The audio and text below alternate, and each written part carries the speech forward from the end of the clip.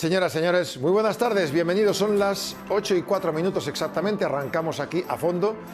Esta semana va a ser de martes a viernes, de las 8 a las 9 de la tarde con todos ustedes, analizando la actualidad económica, también lógicamente alguna parte política. Hoy ha hablado el presidente del gobierno prometiendo las vacunas y prometiendo que habrá un nivel de vacunación suficientemente alto como para que en agosto tengamos ya un 70% más o menos de personas mayores de edad vacunadas. Bueno, lo trataremos en la tertulia, muchos temas económicos hoy, los datos del paro, que ha sorprendido a todo el mundo, claro, porque realmente la ministra Nadia Calviño estaba como muy asustada ayer cuando avanzó que los datos serían muy negativos, y hoy sacan pecho desde el gobierno, desde los gobiernos de muchas comunidades autónomas y de muchos medios, claro.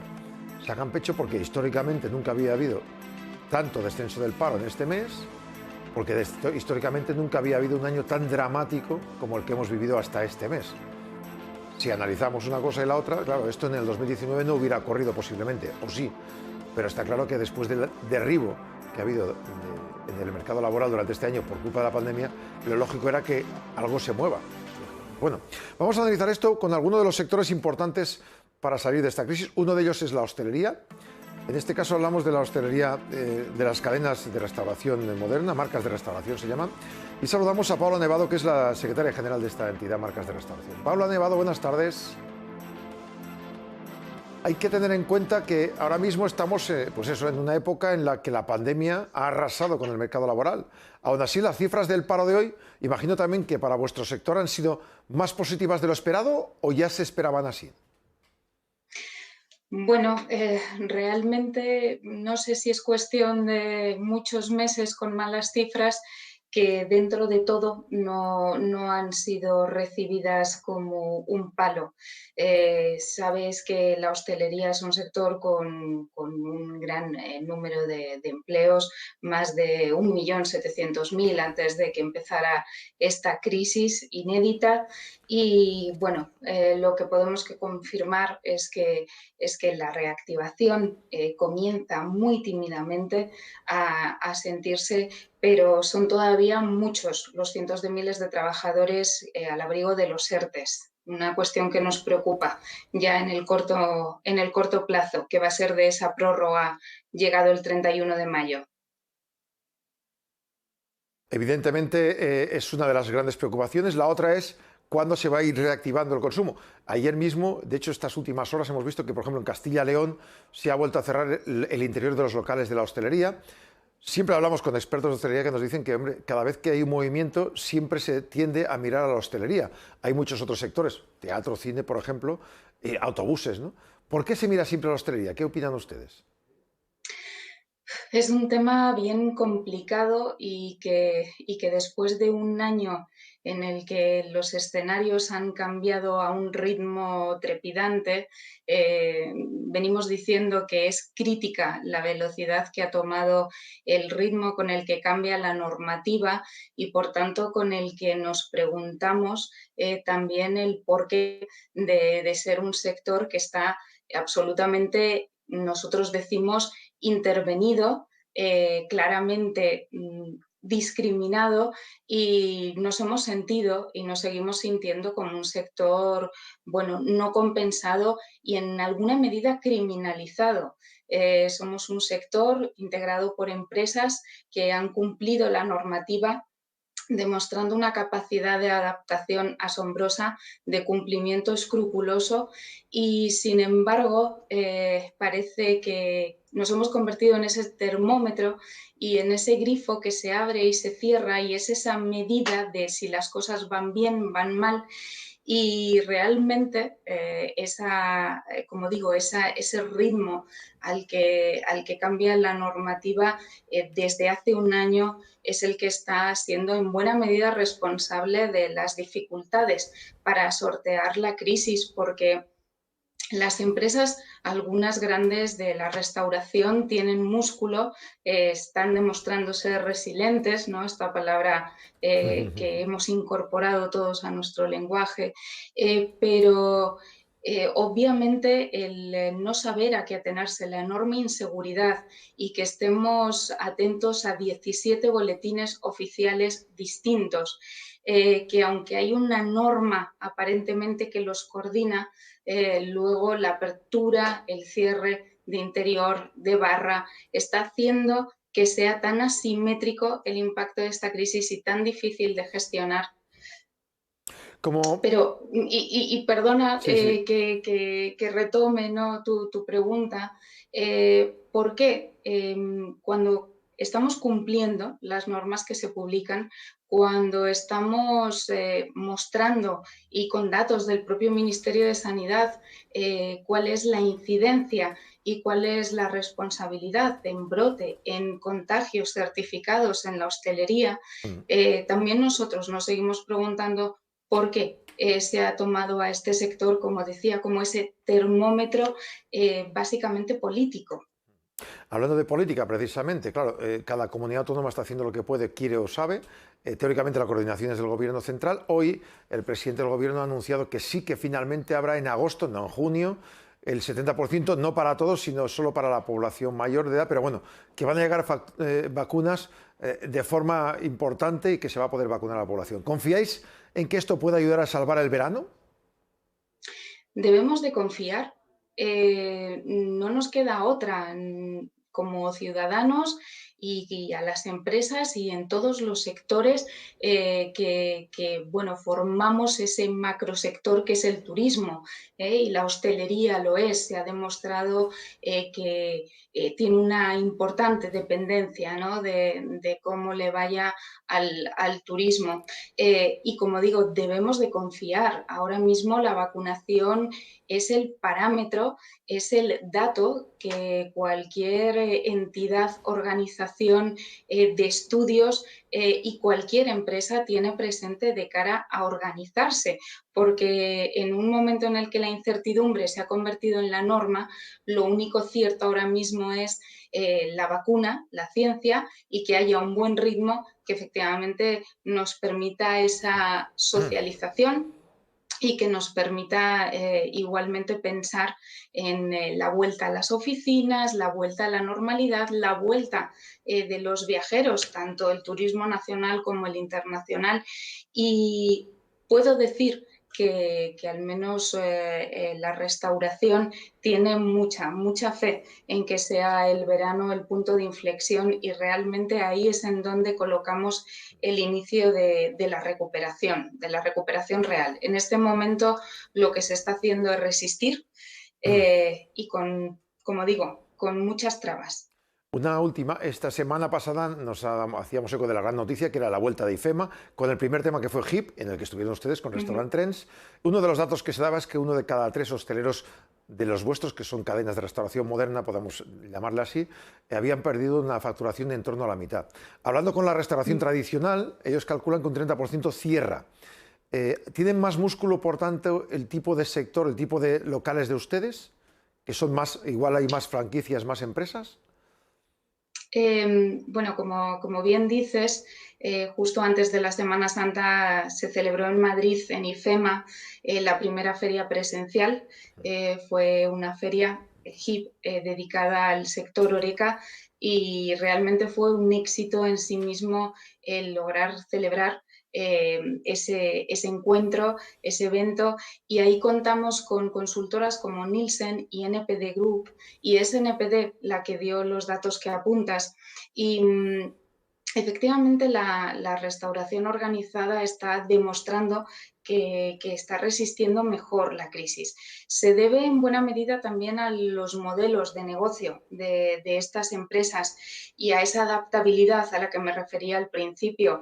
El delivery, sin duda, ha sido el canal de venta que estaba ya madurando en nuestro país con mucho potencial. Esta crisis ha sido un enorme acelerador del delivery, del takeaway, del drive-thru, y es cierto que las cadenas de restauración tenían ya muy incorporado ese canal y han sabido posicionarse y aprovechar las nuevas ocasiones de consumo que con los nuevos hábitos pues han surgido, el consumo en el hogar, fundamentalmente.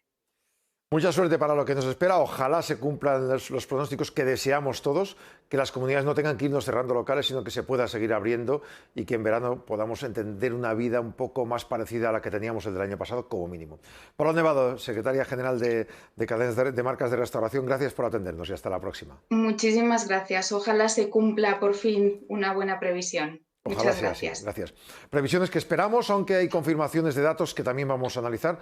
Empezamos con los del paro. Empezamos saludando ya a nuestros invitados. Está Miguel Córdoba, que es profesor de Economía y Finanzas. Don Miguel, buenas tardes.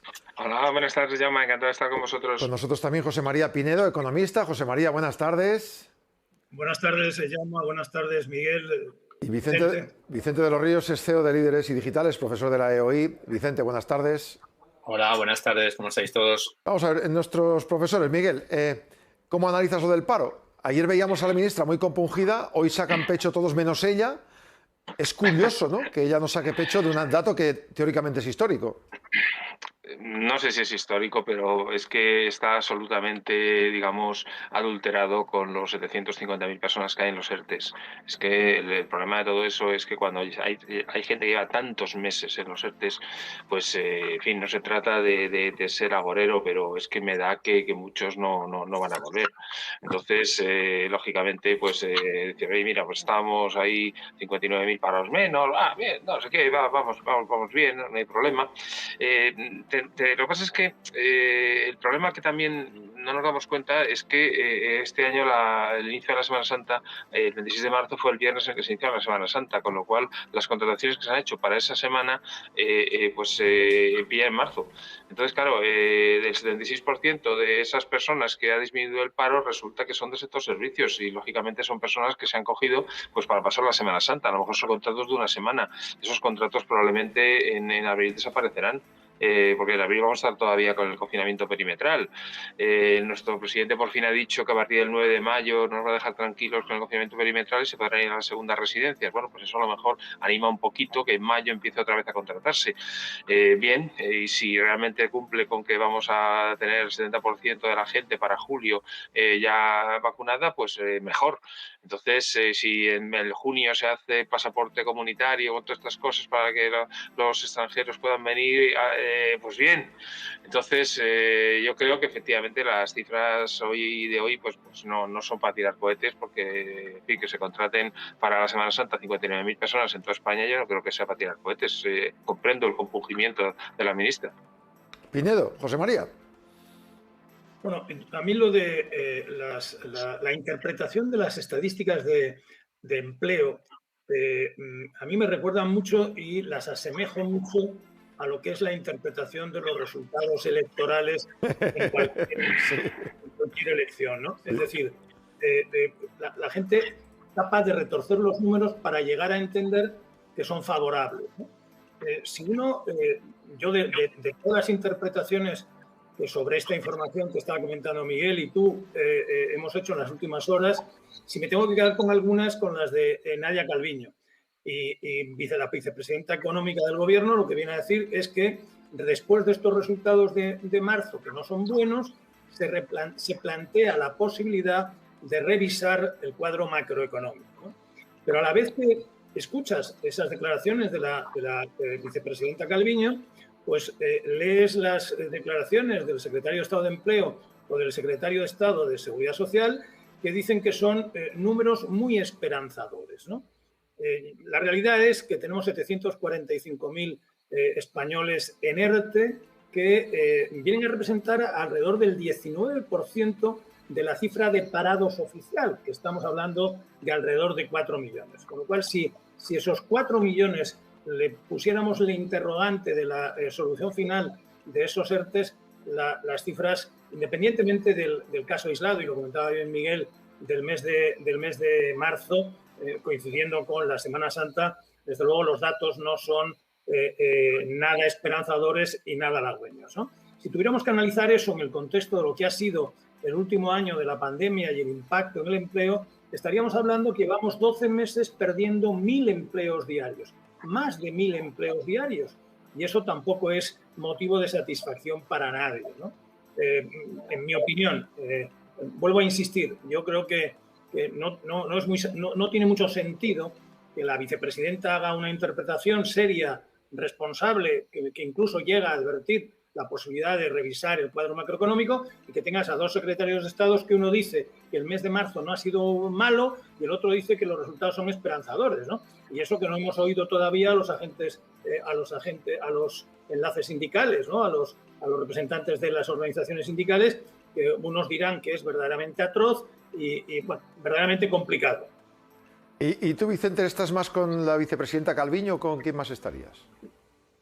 Bueno, yo creo que tenemos que ser conscientes que estamos en una época muy diferente a cualquier época tradicional, entonces no podemos comparar peras con manzanas, o sea, no podemos comparar la situación de marzo del año pasado. Acordaos, un mes donde hasta el 14 más o menos de marzo tuvimos una vida, del 14 en adelante tuvimos otra, ¿no? Entonces, bueno, yo por mi experiencia os lo digo, que me he pasado muchos años teniendo que vender números, o sea, vender los números de gestión. Pues hombre, a veces es muy peligroso, ¿no? Cómo lo vendes, porque si lo vendes muy bien un mes, a lo mejor en el mes siguiente se te da la vuelta, ¿no?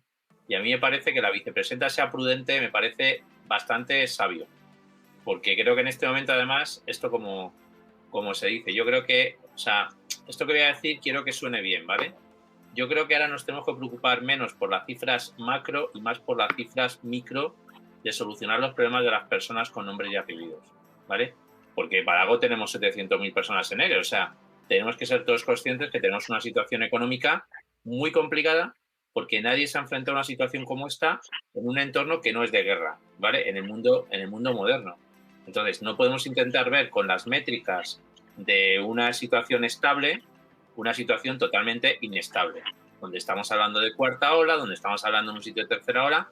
Yo que trabajo con Latinoamérica, es que te llega uno y te dice, no, ya estamos en la segunda ola, en la tercera ola. Y digo, nosotros estamos en la cuarta. Entonces, yo creo, sinceramente, que me parece que es más tiempo de poner medidas que de o destacar triunfos o castigar malos resultados, me parece. Fijaros una cuestión, ¿no? Que tendríamos que enlazarlo también con el impacto sectorial, ¿no? Escuchábamos a la invitada de Jaume hace unos minutos. Yo creo que la hostelería y el turismo son los dos sectores principalmente más afectados, ¿no? Si nosotros nos fijáramos cuál es el impacto del desempleo por sectores o por regiones, estaríamos viendo alrededor del 18% de los afiliados en las Islas Canarias están en ERTE, o alrededor del 12,5-13% en Baleares, ¿no? En tanto en cuanto no se llegue a los objetivos de inmunización, a mí me parece sería deseable, fantástico, y ojalá sea así, que para el mes de agosto pudiéramos tener al 70% de la población vacunada. No es fácil verlo, pero ojalá fuera así, porque, como decía ella y como dice cualquier estudioso, lo que sí es cierto es que para que el turismo vuelva, para que el verano se recupere y para que tengamos hoteles y hostelería abierta, es necesaria la vacunación. Y en tanto en cuanto eso no sea así, será difícil que esto se enderece, ¿no?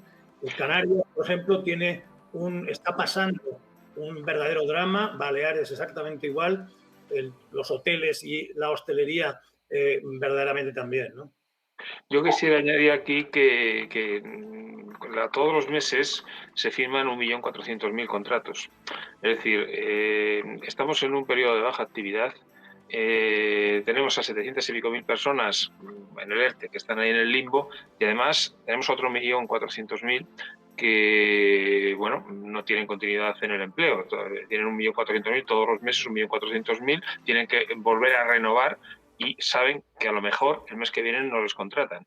Es decir, la situación en lo que es el tema de asalariados, yo creo que es realmente complicada. O sea, realmente de ese 1.400.000 habrá que ver qué es lo que sigue después también. Porque después de que acabe toda esta historia, ya después del verano, vamos a ponernos, cuidado a ver qué es lo que queda.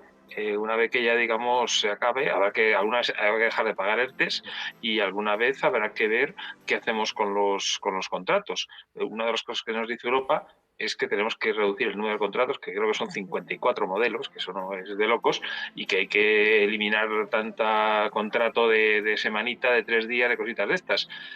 Vamos a ver qué hacen los empresarios si dentro de las normas que hay que cumplir con Europa se fija unos estándares de contratación y dicen, oye, no, mira, yo no quiero esa contratación, a ver cuánta gente queda realmente contratada al final. Bueno, y otro tema que yo creo que hay que añadir en esto. Por ejemplo, yo soy autónomo, si a mí me baja la facturación un X%, hombre, no es que yo sea un parado, pero en un X% del tiempo estoy teniendo menos trabajo que antes, con lo cual ese impacto al final también se vuelca en mis decisiones de compra, etcétera, etcétera. O sea, que es que aquí también ha habido una contracción muy importante de los autónomos que lógicamente no pueden coger y decir, pues me voy al paro, ¿sabes? Tienes que seguir trabajando y ahí también hay un impacto, entre comillas, laboral o al final, que al final la gente trabaja para ganar dinero, para poder comprar cosas y por poder alimentarse, ¿no? Y yo creo que ahí también hay un impacto muy elevado. Oye, perdón, no, faltaría más, perdona, Miguel. No, por favor, no. Si eres importante. Enlazando con esto que decía Vicente, ¿no? Se da la circunstancia paradójica y paradigmática de que en 2020 las familias españolas han ahorrado más que nunca.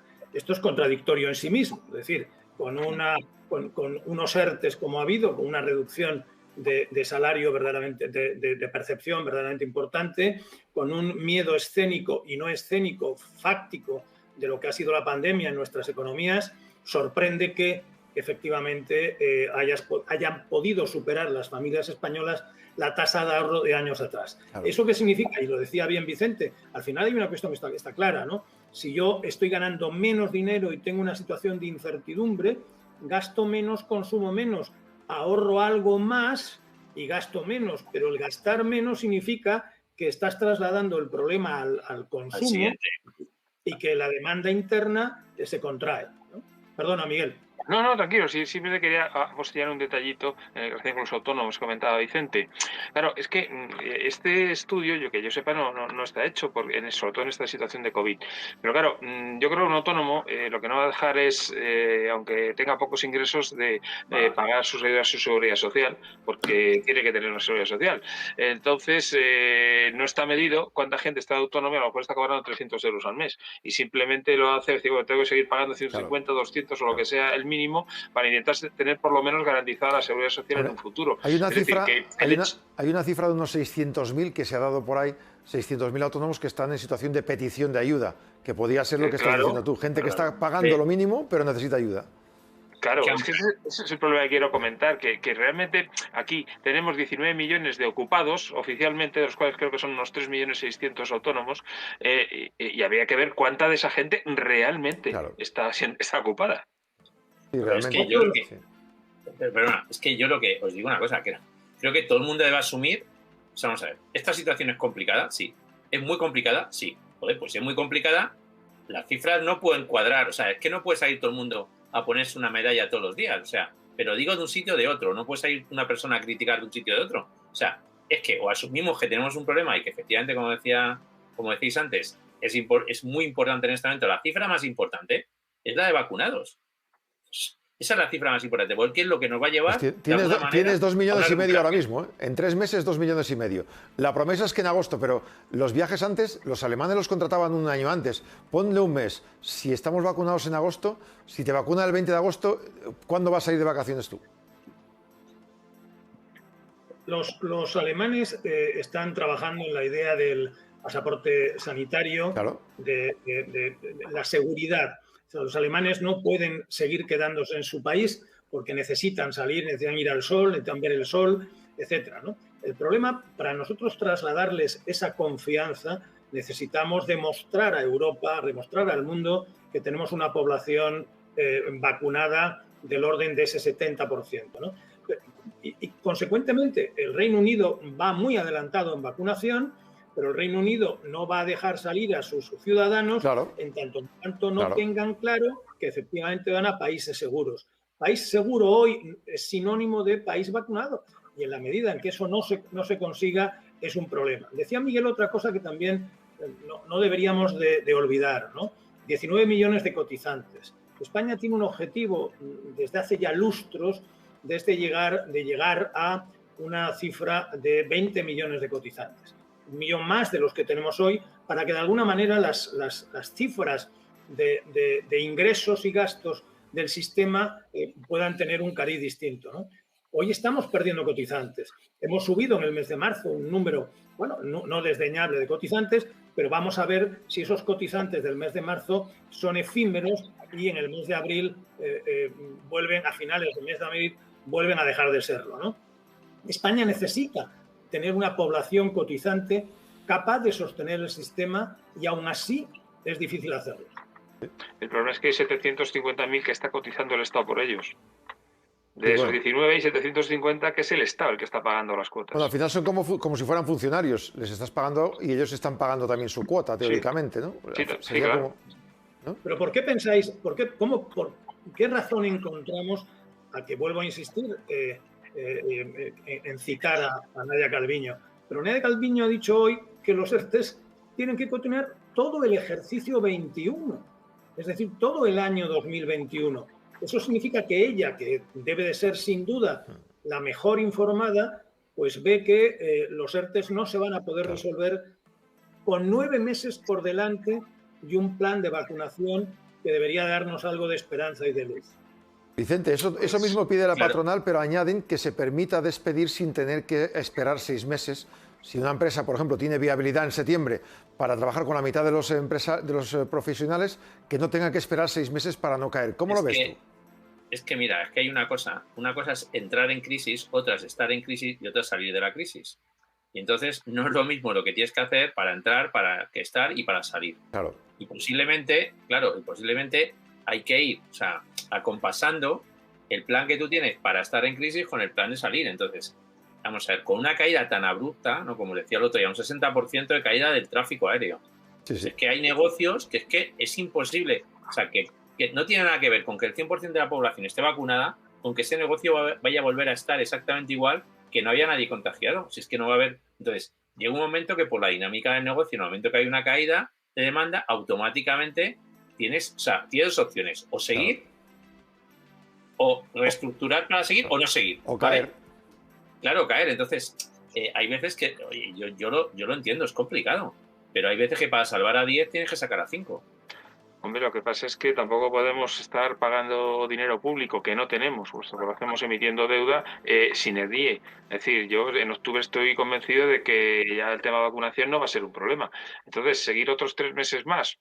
Tú dices, no, para que salgan. Bueno, para que salgan. Mira, al final, yo estoy seguro que muchos negocios no van a salir adelante. ¿Por qué? No, para que salgan no, O sea, que yo digo que creo, lo que estoy de acuerdo es que posiblemente hay que empezar a actuar ya. Entonces, no puedes coger y decir, no, mira, hasta el 31 de diciembre seguimos igual.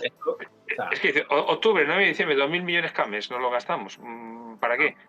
A lo mejor hay negocios que es que no vuelven a ser nunca lo que fueron. Y hay negocios que la demanda pues baja a la mitad. Pues tendrá que haber menos empleo. Pero no podemos seguir manteniéndolo artificialmente emitiendo deuda pública. Si fuéramos un país rico y nos sobrara el dinero, pues podríamos hablar de otra manera. Pero en la situación en que están las cuentas públicas, el mantener los ERTES y los ERTES. Oiga, habrá un momento que digamos, oiga, a competir. Y ya está. Es una economía de mercado. O sea, por ejemplo, empresas que tengan ahora mismo, ahora te doy paso, José María, empresas que ahora mismo digan, estoy funcionando con el 30% de trabajadores y el 60% en ERTE, lo interesante sería decir, si tú prevés que vas a seguir así los próximos meses, esas personas pásalas a ERE y las sacarás del paro en su momento. ¿Eso se podría hacer, José María? No, yo creo que eso evidentemente agravará la cifra de desempleo, agravará las prestaciones públicas por desempleo y dificultará la consolidación. Es cierto, como hoy podríais leer a la presidenta de la Comisión Nacional del Mercado de Valores, de la CNMV, que decía que hay que acabar con los negocios zombies, con las empresas zombies. Coincido en que efectivamente el dinero público tiene que ir destinado a empresas con futuro, a empresas que podamos recuperar el esfuerzo inversor de todos los españoles, porque aquí no es que el ministro de Hacienda o la ministra de Hacienda ponga el dinero de su bolsillo, lo ponemos los españoles, ¿no? Dentro de esa situación que es objetiva en sí misma y que coincidimos todos, hay también otra cuestión. Hoy el Fondo Monetario Internacional revisaba las cifras de comportamiento de la economía en Europa y particularmente en España, y si bien es cierto que mejora en 5 décimas la expectativa para 2021, retrasa a 2023 la recuperación de la economía española a situación pre-COVID, ¿no? a 2019. Obviamente, tan dependientes somos de la exportación y tan dependientes somos del turismo y de la hostelería, que evidentemente tiene todo el sentido del mundo, ¿no? Que retrasemos esa recuperación. Pero como mensaje de alguna esperanza, el Fondo Monetario Internacional nos dice que si creciéramos este año un 6,2 aproximadamente y un 4,7 en el año 2022, pues en el 2023 podríamos estar hablando de una economía recuperada, ¿no? Ya sabéis lo que decía un ilustre economista, ¿no? Las crisis terminan saneando los mercados. Eso nos hará algo más eficientes, algo más productivos y podremos realmente contar que ojalá sea así, que en el año 2003 estamos recuperados. Luego. Un apunte sobre turismo.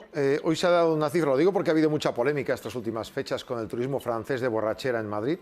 Datos publicados hoy por el propio INE, por el propio Gobierno de España. De los turistas franceses, a Cataluña han llegado el 23% de ellos, a Comunidad Valenciana el 14%, a Canarias el 12% y el 8% lo ha hecho a Madrid.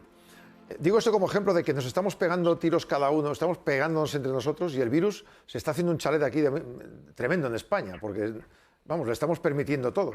En una comunidad cierran los bares, en la otra los abren, en una comunidad insulta a la otra, uno que tienes vacunas, otro que no las pongo. Eso también tiene que parar algún día, ¿no? Estás en campaña electoral, Jaume. Pero llevamos así meses. ¿Y lo que te queda? No, es que yo no lo entiendo, la verdad, ciertamente. Pues es que el modelo, yo creo que en el momento que cedes a las transferencias de todas estas cosas a las comunidades autónomas y no en el estado de alerta no dices que vas a tener un mando único y que tú lo vas a llevar y lo vas a pilotar, pues lógicamente este estado de alerta de 6 meses se ha puesto el foco en las comunidades autónomas y claro, lógicamente pues cada una está como está. Claro, yo sinceramente creo que debería haber habido más centralizado, un modelo mucho más centralizado. Hoy el presidente ha dicho que el 7 de mayo se acaba el estado de alarma, muy bien, cada comunidad hace lo suyo. La Comunidad de Madrid anuncia que está hablando de la vacuna Sputnik. No sé si saltarán a la Unión Europea o no. O sea, aquí cada uno va a hacer de su capa un sayo. ¿Qué va a pasar aquí? Es que no lo entiendo. Lo que estamos oyendo ahora son verdaderas barbaridades, ¿no? Pero hoy todos los días puedes desayunarte escuchando o viendo alguna declaración de algún político y verdaderamente lamentable, ¿no?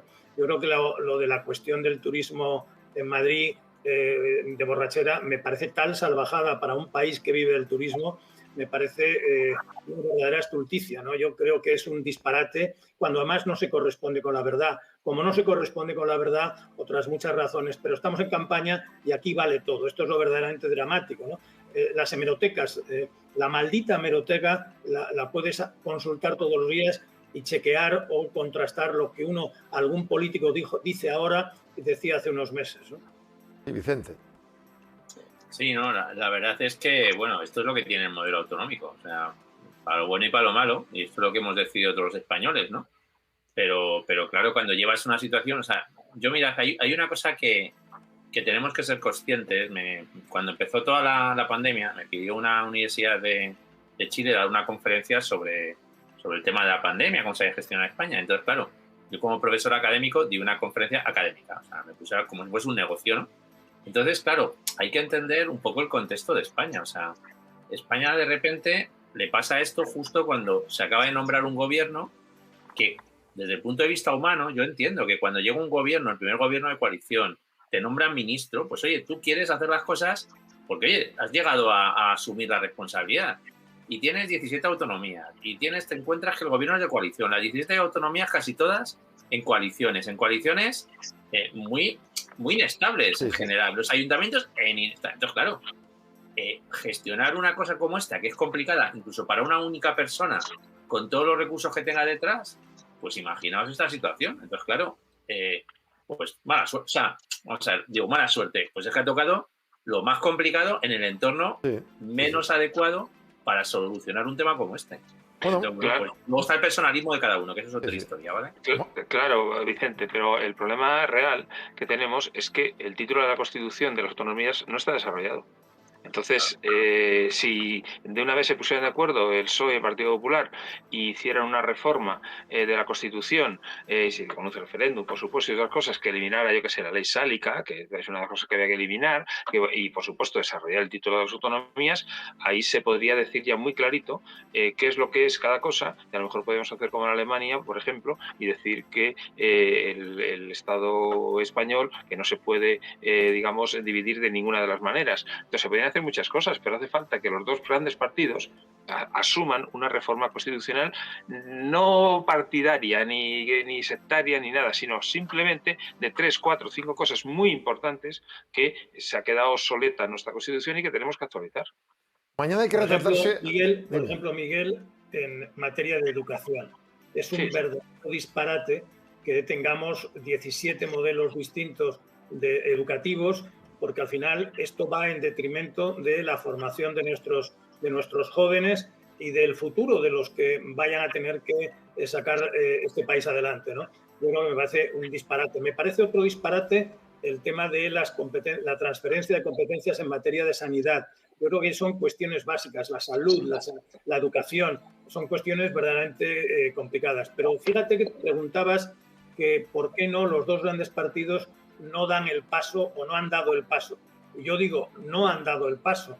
Ni Felipe González en su momento, con una mayoría razonablemente sólida, ni Aznar ni Rajoy se han atrevido, ni Zapatero se han atrevido a tocar la Constitución o a tocar el modelo autonómico o a tocar determinadas materias que realmente para el desarrollo de este país son un verdadero lastre, ¿no?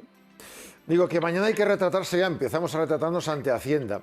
No sé si alguno de ustedes ha estado en ERTE, pero sabemos que cuando hay dos pagadores, pasas de 14.000 euros, pues el segundo pagador no está cotizando por ti lo mismo que el primero, sea el SEPE, sea quien sea, y acabas pagando. Y eso a la gente le duele. Por ejemplo, ha habido un matiz que decían, claro, si tú has estado en casa o teletrabajando o en ERTE, o estás cobrando el ingreso mínimo vital porque no tienes trabajo, no puedes desgravarte gastos, por ejemplo, de guardería. Claro, hay quien dice, oiga, es que la guardería, la escuela infantil, pese a que sea una liberación mía, también es una ventaja para mis hijos que consiguen socializar. No es lo mismo tenerlos en casa que allí. Todos esos matices, a partir de mañana, van a ser seguramente preguntas y respuestas en las oficinas del INEM. O va a ser por internet, pero va a haber lío, ¿no? Este año. Sí, supongo que sí. Vamos a ver. Lo que pasa es que, bueno, yo entiendo todo. Por ejemplo, el hecho de que tengas que tributar, pues oye, como cualquier ciudadano. Es decir, el hecho de que te paguen vía ERTE no significa que no tengas que tributar, porque es lógico que tributes. Claro. Puedes tener incluso otras rentas y hasta una herencia. Que decir, que vamos a ver. O sea, que realmente que las personas que han estado en ERTE tributen es lo normal.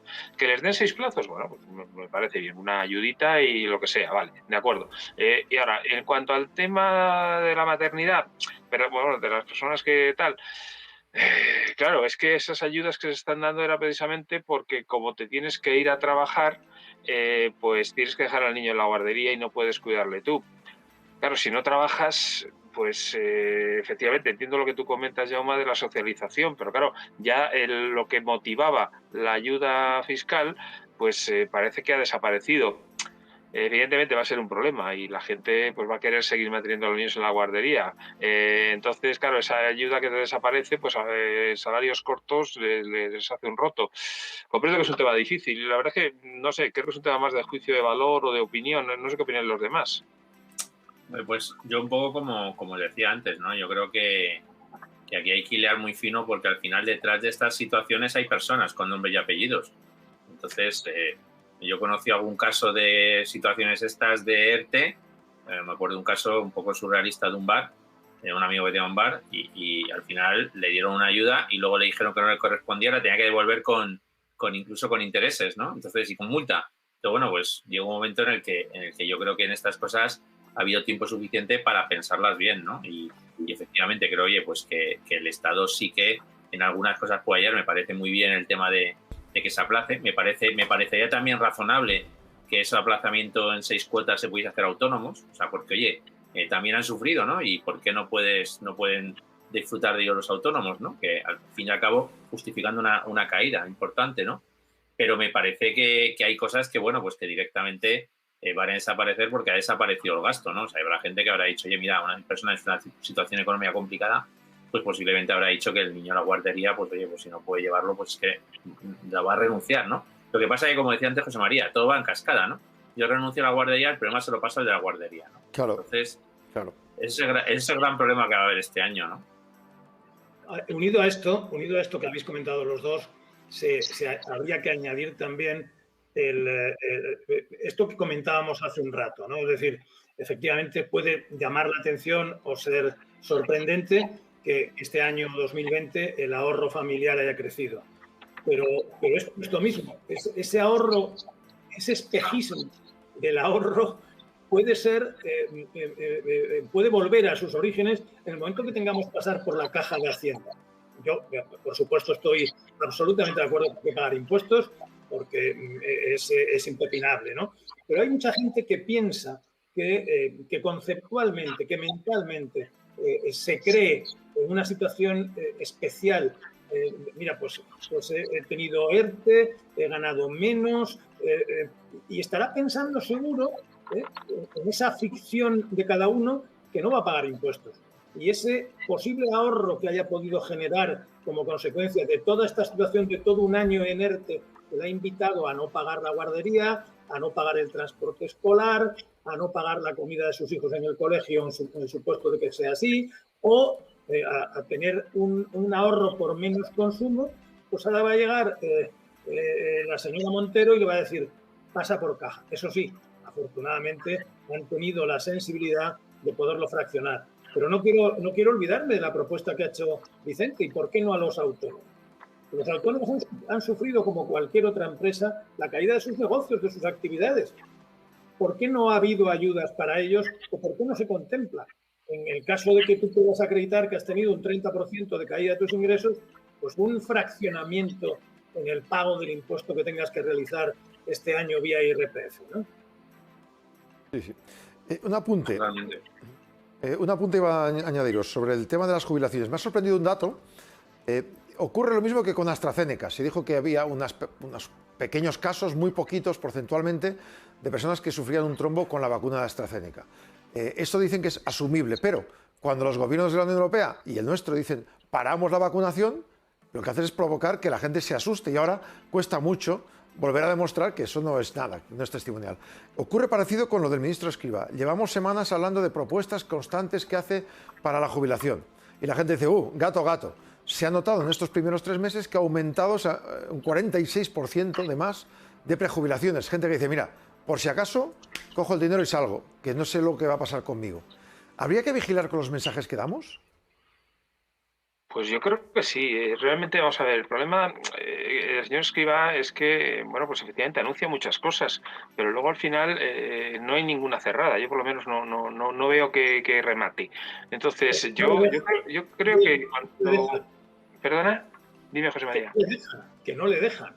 No le dejan rematar. Bueno, pero es que entonces es mejor no decir nada. Es decir, vamos a ver, yo si tuviera que estar en la situación del señor Escrivá, estaría trabajando en el despacho y no aceptaría que me pusieran ningún micrófono. Es decir, es una situación muy complicada. Lo de las pensiones es muy complicado. Entonces, es lógico que ese efecto es un efecto de llamada, clarísimo, de que se vayan. Lo que pasa es que el ministro Escrivá podría a lo mejor hacer algunas cosas que entrarían dentro de sus competencias y que no ha hecho. Por ejemplo, hay un modelo que montó Rajoy que se llama de jubilación activa, ¿no? Ese modelo en el cual, bueno, pues tú puedes seguir trabajando y cobrar solo el 50% de la pensión. Bueno, pues ese modelo lo podrían se podría hacer. Lo que pasa es que el señor Rajoy hizo muy mal la ley y entonces añadió que en una empresa que en los últimos 6 meses haya despedido de forma improcedente, que siempre es improcedente para dar el paro al empleado, ¿no? Pues entonces ya la persona no puede alargar su vida laboral. Bueno, ¿tanto cuesta quitar esa cláusula, por ejemplo? Eso hubiera sido fácil, ¿no? Para que, por lo menos, oye, mira, pues estas personas alargaran su vida laboral, por ejemplo, hasta los 70, 75 años y estuvieran pagando, creo que era el 12% de cotización a la seguridad social. Y encima se pagaría solo la mitad de la jubilación. Ese tipo de pequeñas cosas es lo que yo veo que no está fino el ministro. O sea, él tiene como ministro capacidad de firmar órdenes ministeriales y estas pequeñas cosas yo creo que podrían ayudar. Y él quiere hacer la gran reforma quiere hacer. Y claro, esa es la gran reforma, con lo que el socio de gobierno que tiene va a ser muy difícil. Yo creo que, Jaume, el problema de estos anuncios es de los periodistas, que tenéis que llenar el tiempo de antena y luego pasarnos a los tertulianos tema. Entonces, claro, realmente les ahí provocáis a los políticos y les hacéis que prometan cosas y, claro, cada día como se aburrís, no, este ya me lo dijo ayer ministro y tal. Entonces, claro, es así. O sea, yo creo que sois vosotros. Mea culpa. Yo creo que está bien traída la reflexión de Jaume y la comparación entre AstraZeneca y Escrivá, porque en los dos casos, en mi opinión, es un grave problema de comunicación. Yo creo que AstraZeneca se ha equivocado en su política de comunicación. Más vale que sea solo un error de comunicación, porque el 70% de los británicos que están ya vacunados están vacunados con AstraZeneca. Obviamente, los british son muy british y siendo la vacuna de Oxford no se iban a vacunar con otra, ¿no? Pero el ministro Escrivá tiene, en primer lugar, pues es un hombre preparado, es un hombre con una formación extraordinaria, es un hombre que tiene un bagaje en el Banco Central Europeo reconocido, es una persona razonablemente solvente hasta que ha entrado en política. Y en política no vale todo. El problema del ministro, con su mejor buenismo y querer hacer, es un problema de comunicación. Porque además, comunicar en un gobierno en el que no sabes por qué lado te van a poner la zancadilla, pues no es fácil tampoco, ¿no? Las controversias que hay en materia de pensiones, como anticipaba antes Miguel, pues la reforma de las pensiones está en la mesa desde hace siglos y cuando alguien quiere meterle mano, pues te encuentras con un compañero de consejo que te dice no, por ahí no vayas, que vas equivocado. Cuando cometió el error de decir que había enviado a Bruselas pero no lo había enviado y que el problema era, como tú dices, Vicente, de los medios de comunicación, la realidad es la que es y las pruebas son las que son, y acreditar que él de alguna manera había enviado unos números a Bruselas, yo creo que en este momento no está cuestionado por nadie, ¿no? Claro. Sí. Oye, un pequeño detalle, simplemente. Sí, a mí me han puesto ya la vacuna de AstraZeneca y estoy como una rosa, ¿eh? ¿Te has puesto la vacuna tú? ¿Sí? Sí. Bravo. El primero. Se te ve bien, Miguel. Sí. Ha habido un momento que se te ha ido la conexión, ¿eh? O sea, yo... Ni fiebre ni nada, todo perfecto, ¿no? Ni trombos ni nada. Nada, ni reacción ni nada. O sea, ¿me la recomiendas para cuando me toque dentro de 2 años? Pues yo te diría que sí. Bien. Dentro de 2 años, por favor. Yo no me fío mucho del calendario, pero bueno, algún día me tocará y podré compartirlo con vosotros. José María Pinedo, dime. Un segundo solo. Decíais antes que esa alarma que se puede generar en torno a la vacuna de AstraZeneca puede generar una ansiedad en aquellos a los que les toque inmunizarse con esa vacuna, no en gente culta y preparada como Miguel, que generalmente rechacen la vacunación. Claro. Ojalá que no sea así, porque dependemos todos de todos aquí, ¿eh? Gracias a los tres y hasta el próximo martes, que con vosotros disfruto mucho compartiendo la actualidad. Hasta la próxima. Vicente de los Ríos, José María Pinedo y Miguel Córdoba, profesores, economistas, CEO de Líderes Digitales, han estado con nosotros este martes 6 de abril, que termina ahora, y desde las 8 hemos venido analizando una actualidad que ahora mismo pues les podemos resumir. El mes de marzo ha dado un respiro a las cifras del paro, bajaba en 59.000 personas, recuperamos 70.700 cotizantes. Es el mejor dato de un marzo en la serie histórica, pero la ministra Nadia Calviño, como hemos comentado, ya se encargó de enfriar los ánimos que sus compañeros y la mayoría de portavoces gubernamentales y de otras comunidades hoy estaban mostrando gran satisfacción. Como bien recuerda Calviño, es que llegamos a este marzo con una pandemia y una crisis que se ha cobrado 401.000 parados, 176.000 cotizantes. Tienen ERTE a 750.000 de trabajadores. Y eso sin contar, insisto, los 600.000 autónomos que se han quedado sin facturar y acogiéndose a las pocas ayudas que han podido recabar. Con ello, el volumen total de parados alcanzó al finalizar el tercer mes de este año, en marzo, la cifra de 3.949.000. Vuelve a bajar de la barrera de los 4 millones que habían superado en febrero. Y en términos desestacionalizados, pues el paro registrado baja en 31.277 personas. Vamos con más datos de Carlota García Velasco.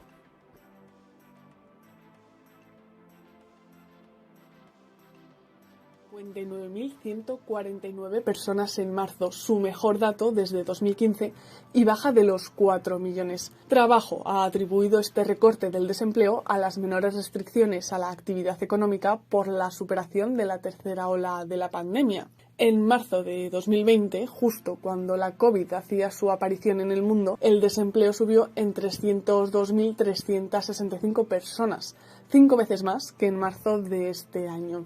Este retroceso pone fin a 5 meses consecutivos de aumentos. El volumen total de parados alcanzó, al finalizar el tercer mes del año, la cifra de 3.949.640 desempleados. Este dato no incluye a los trabajadores que se encuentran en suspensión de empleo o reducción horaria como consecuencia de un expediente de regulación temporal de empleo, ya que la definición de paro registrado no los contabiliza como desempleados. Mañana arranca la campaña de la renta correspondiente al año 2020. Con esa novedad que les contábamos, va a salir a pagar a una buena parte de 4 millones de personas que estuvieron en ERTE durante la pandemia. La empresa que les incluyó en el ERTE y el SEPE son 2 pagadores y normalmente el segundo suele retener menos de lo que correspondería en una función del total que se va a percibir anual. Hacienda calcula en las retenciones los ingresos totales. Si hay un pagador es a partir de los 22.000 euros, pero con 2 pagadores hay que declarar ya a partir de los 14.000 euros, brutos siempre, claro. Y cuando uno de ellos haya abonado más de 1.500 euros en el conjunto del año, también es cuando hay que mostrarlo. Para evitar el desconcierto de muchas personas, varios sindicatos llevan meses reclamando a Hacienda que haga una excepción y no identifique al SEPE como segundo pagador de forma excepcional por este año de la pandemia, pero la ministra María Jesús Montero ya ha rechazado de plano esta medida. Por cierto, según el INE, solo el 2% de asalariados han sido contratados el año pasado gracias al SEPE. 316.000 obtuvieron puesto de trabajo por medio de la Oficina de Empleo. El 31 de mayo termina el paraguas de los ERTE, casi 800.000 trabajadores, como les contamos, están ahora mismo vinculados a esta fórmula que va a decaer si no se renueva el 1 de junio. Ante esta nueva negociación, la patronal CLOE quiere plantear cambios que permitan a las empresas poder salir al ritmo necesario del cierre y aliviar la presión económica para sobrevivir. Con una Semana Santa sin apenas oxígeno, con un turismo que ha llegado en el primer trimestre, que no llega ni al 10% de lo que lo hizo el año pasado, una facturación que es solo el 9% de lo que se recaudó el año pasado de enero a marzo, los empresarios quieren negociar nuevas prórrogas de la herramienta. La patronal COE quiere levantar el veto al despido y que la nueva prórroga llegue al 31 de diciembre de este año y que se ayude a las empresas con problemas de solvencia, que puedan ajustar sus plantillas dando prioridad al diálogo, lógicamente, para superar un verano cargado de incertidumbre. Escuchamos a Lorenzo Amor, presidente de la patronal alta de autónomos, que también hoy se ha referido a esta negociación. Por eso es fundamental en estos momentos seguir extendiendo ese escudo social. El tejido empresarial está en estos momentos bastante herido. Los ERTE se tienen que prorrogar como mínimo hasta el 31 de diciembre de este año. Esta tiene que ser la prioridad. Por eso es fundamental en estos momentos seguir extendiendo ese escudo social. El tejido empresarial está en estos momentos bastante herido. Los ERTE se tienen que prorrogar como mínimo hasta el 31 de diciembre de este año. Esta tiene que ser la prioridad de nuestro país. Las altas de pensionistas, cambiando de tema, crecieron el 46% en enero. El recelo ante tantas reformas que propone el ministro Escrivá, al parecer ha disparado las prejubilaciones y el retiro antes de los 65 años. El miedo de muchos profesionales hacia lo que pueda venir cuando termine la negociación del Pacto de Toledo y se acometan las reformas que propone el Ejecutivo, pues lo que han hecho es que precisamente muchos se vayan del mercado pronto. La Moncloa propone prorrogar la edad de jubilación, negocian ahora con agentes sociales, incentivar, esperar más allá de los 66 años. Por ejemplo, una pensión media de 27.000 euros aumentaría un 4% del total bruto que les correspondería. Estamos hablando de que puede llegar hasta 13.000 euros de recepción de ese dinero en un cheque cuando efectivamente se jubilarán. Hablando de Hacienda, han pactado una renovación de incentivos de 100 millones de euros que van a pagar por horas extras a los inspectores que sigan combatiendo el fraude fiscal. Es una medida que se pactó con el anterior ministro del PP, Cristóbal Montoro, en el año 14. El plan terminaba este año, se prorroga el 23. Es un plus por dedicación de horas extras en sus tareas de control y auditoría contra la elusión o el delito fiscal. La secretaria del Tesoro de Estados Unidos, Janet Yellen, ha avanzado hoy que quiere proponer al G20 una armonización del impuesto de sociedades a nivel mundial, un tipo mínimo común para que no se deslocalicen empresas entre varios países. El objetivo, según Yellen, es una tasa impositiva corporativa mínima global para poner fin a 30 años de rebajas entre países de varias zonas. Esto evitaría la competencia entre regiones y sería importante que los gobiernos tuvieran sistemas impositivos estables que generen, según Yellen, ingresos para salir de crisis como las de ahora mismo. Lo va a proponer, además del G20, a las reuniones del Fondo Monetario Internacional, el FMI, y del Banco Mundial de esta misma semana. En Estados Unidos, por ejemplo, el impuesto de sociedades lo bajó Trump del 33 al 21%. Y un apunte final en España, la CNMV quiere que la publicidad de las criptomonedas se haga con autorización. Quiere contar con un número de opiniones importante, ha abierto una consulta pública para ver cómo hay que hacer la publicidad de las criptomonedas. Ya hay que recordar que el Gobierno hace menos de un mes les entregó a la CNMV la posibilidad de controlar este tipo de activos y ahora el siguiente paso es incorporar información objetiva sobre producto y riesgos cuando se ofrezca a través de los medios de comunicación, porque los anuncios se dirigen a clientes minoristas y es necesario que conozcan sus riesgos. Exige publicidad clara, equilibrada, imparcial, no engañosa en cuanto a rentabilidades, evolución histórica y también los peligros de invertir en este tipo de monedas. Son ya las 9 en punto de la noche. Terminamos aquí el resumen de las noticias y el análisis de la actualidad en A Fondo, como cada día. Les esperamos mañana a fondo aquí en Negocios TV desde las 8 hasta las 9. Gracias por su atención y que descansen.